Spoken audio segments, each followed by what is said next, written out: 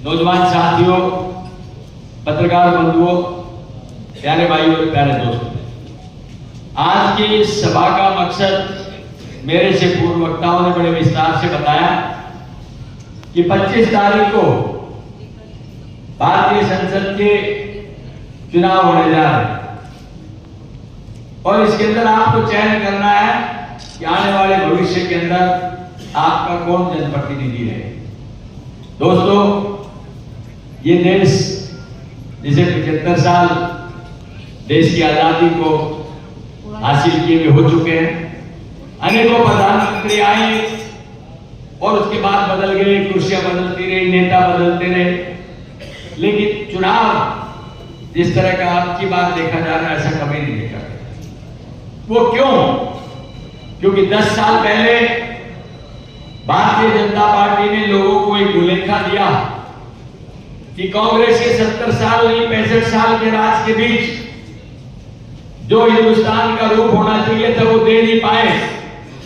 अगर आप हमें एक अवसर देंगे तो हम आपको बता के दिखाएंगे कि हिंदुस्तान सोने की चिड़िया था और सोने की चिड़िया होगा। क्या बड़ी आशा, अपेक्षा, उमंग और विश्वास के साथ उनके उन बातों को जिनमें कहा कि 2 करोड़ लोगों को रोजगार देंगे, 15 लाख रुपए देंगे, अच्छे दिन लेकर के आएंगे, शायद इसी भ्रम के अंदर सत्ता परिवर्तन हुआ। लेकिन 10 साल के इस राज के अंदर जो उन्होंने हासियत और हालात देखी, उससे आज आम आदमी पीड़ित है। न जवान चुकी है, न किसान चुकी है। और जहां तक ये हिंदुस्तान के लिए कहा जाता है कि हरियाणा ये एक ऐसा प्रदेश है जो वीरों की भूमि के साथ में खिलाड़ियों की भूमि भी है। उनका किस तरह से दिल्ली के अंदर अपमान हुआ। जो किसान चूंकि धरती का सीना चीर करके अनाज पैदा करना जानता है, अपने पसीने से सींच करके भूखे का पेट भरना जानता है, उस किसान की क्या दुर्दशा हो। उसको उसकी फसल का, उसके परिश्रम का उचित भाव नहीं मिलता। तो जवान है, उनको भविष्य अधिकार में नजर आता है। ले लेकर के इस हरियाणा का एक रूप रहा है। कहा जाता है there is no culture in Haryana except agriculture. ये कृषि प्रधान प्रदेश माना जाता है। उसमें जवान की हैसियत ये रहेगी कि उसे कच्ची फौज के नाम से जाना जाएगा। अग्निवीर नाम की एक योजना इस पार्टी ने दी, जिसमें 4 साल में से 75 लोगों को यहां से निवृत्त कर दिया जाएगा और वो जो बच्चा 18 साल का भर्ती होगा वो 22 साल में रिटायर हो जाएगा।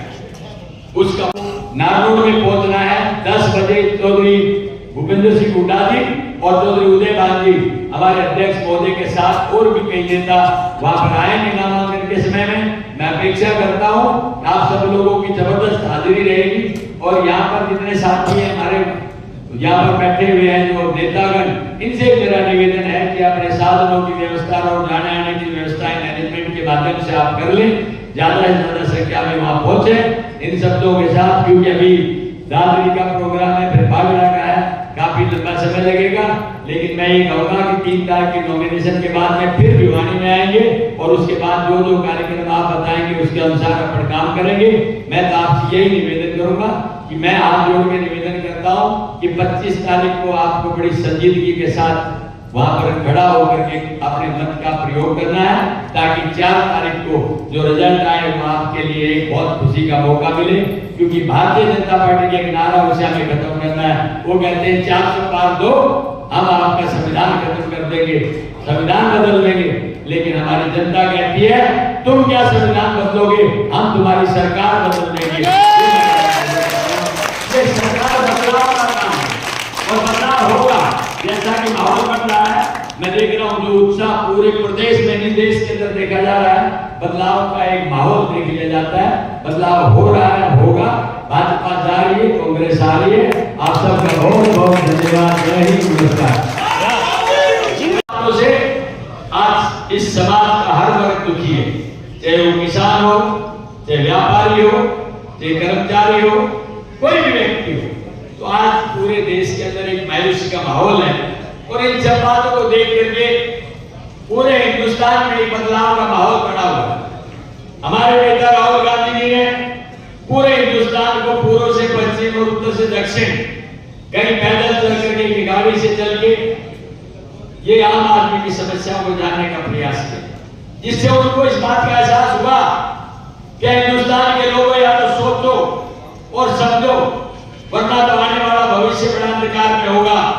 जिस प्रजातंत्र की हम इंतजार कर रहे हैं वो प्रजातंत्र आगे देखने के लिए नहीं मिलेगा, क्योंकि हिंदुस्तान के प्रजातंत्र में कभी वर्तमान मुख्यमंत्री को इस तरह से जेल में नहीं डाला गया, इसी तरह से संवैधानिक संस्थाओं का दुरुपयोग नहीं किया गया, और जो आज सबसे बड़ी समस्या है उनको ध्यान बांटने के लिए आज हिंदू और मुस्लिम जाति और धर्म की बातों में समाज और संप्रदाय को बांटने की बात पहले नहीं देखी गई। ये वो देश है जहां हिंदू मुस्लिम सिख ईसाई की एकता के साथ देश ने आजादी हासिल की, और आज उसे मंदिर और मस्जिद में बांटा जा रहा है।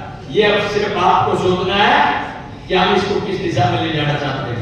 दोस्तों, मैं तो यही कहूंगा, ये समय है जब आप बदलाव कर सकते हैं, वरना तो कहा गया है कि लम्हों की गलती को सदियों ने भोगा है। एक पल बटन दबाने में चूक होती है तो 5 साल पर चला जाता है, और वो 5 साल किस तरह के होंगे इस पर किसी ने विचार नहीं किया। मैं तो यही कहूंगा, आप सब लोग समझदार हैं, अपने मत का, अपने अधिकार का प्रयोग करें तो बड़ी सोच और समझ के साथ कि इस मत का प्रयोग हम किस लिए कर रहे हैं। अगर इसका दुरुपयोग हुआ तो आगे भविष्य में दोबारा चुनाव शायद करने के लिए मुश्किल ही मिलेगा। इसलिए मेरा आपसे निवेदन है कि जो राहुल जी ने और इंडिया ब्लॉक ने एकजुट होकर के एक मैनिफेस्टो दिया है, जिसमें सबसे पहले जो मुख्य मुद्दे हैं जैसे बेरोजगारी का, उसमें उन्होंने कहा कि हम 30 लाख लोगों को जैसे सत्ता हासिल होगी उनको रोजगार देंगे। और जहां जवान की बात आती है, कहा कि अग्निवीर जिस दिन सत्ता आएगी उसी दिन इसको खत्म कर दिया जाएगा, और उन लोगों को उसी पुरानी फौज के हिसाब से भर्ती किया जाएगा। जो भाई रिटायर हो गए उनको ओपीएस लागू किया जाएगा, और हमारी ये बहनें हैं इनके लिए कहा गया कि इनके सुरक्षित भविष्य के लिए सालाना 1 लाख रुपए दिया जाएगा। जो बेरोजगार युवक है उनको उनका स्टाइपेंड दिया जाएगा।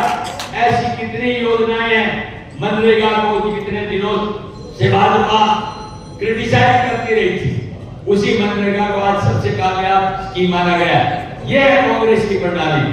कांग्रेस आम आदमी के जन की बात सोचती है, कांग्रेस जाति पाति धर्म की बात नहीं सोचती है। इसलिए हमारा नारा रहता है कि न हाथ कर जात पर ना बात पर मोहर लगेगी हाथ पर।